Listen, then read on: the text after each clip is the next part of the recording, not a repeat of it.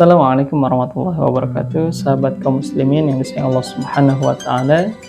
Teman-teman sekalian, ada sebuah buku yang kemudian menarik untuk kita sampaikan, yaitu 30 jurus mengubah nasib, karya Profesor Dr. Ing Fahmi Amhar. Beliau menuliskan dalam bukunya, jurus pertama yang kemudian harus dilakukan seseorang yang ingin mengubah nasibnya adalah ubahlah konsumsinya. Maksudnya apa? Ada 3 macam yang harus dirubah. Yang pertama, ubah apa yang dikonsumsi. 2, ubah status yang dikonsumsi. 3, ubah pola konsumsi. Kita bahas satu persatu. Yang pertama, ubah apa yang dikonsumsi. Manusia itu memiliki beberapa kebutuhan. Paling tidak ada 4 kebutuhan manusia. Yang pertama ada kebutuhan jasadiah gitu ya, seperti makanan dan pakaian. Kemudian kebutuhan estetika seperti kosmetik dan perhiasan.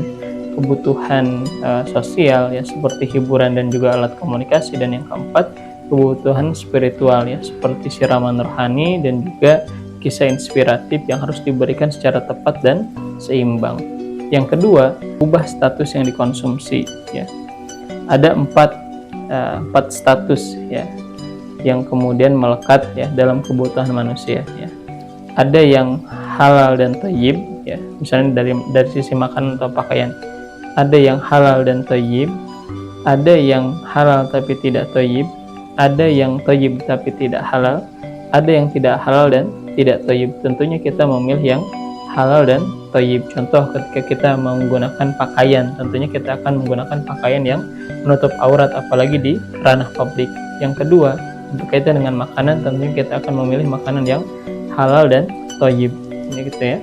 Karena ketika pakaian kita membuka aurat ya, atau mempertontonkan aurat, ketika makanan kita makanan yang haram, maka ini akan mempersulit terkabulnya doa. Yang ketiga adalah ubah pola konsumsi. Nah, jangan sampai kita menjadi seseorang yang memiliki perilaku konsumtif gitu ya. Makan dengan berlebihan ya, hiburan juga berlebihan ya. Bahkan ketika Rasul mengatakan, ya, Rasul menyampaikan dalam sebuah hadis, terlalu banyak tertawa akan mematikan hati gitu ya.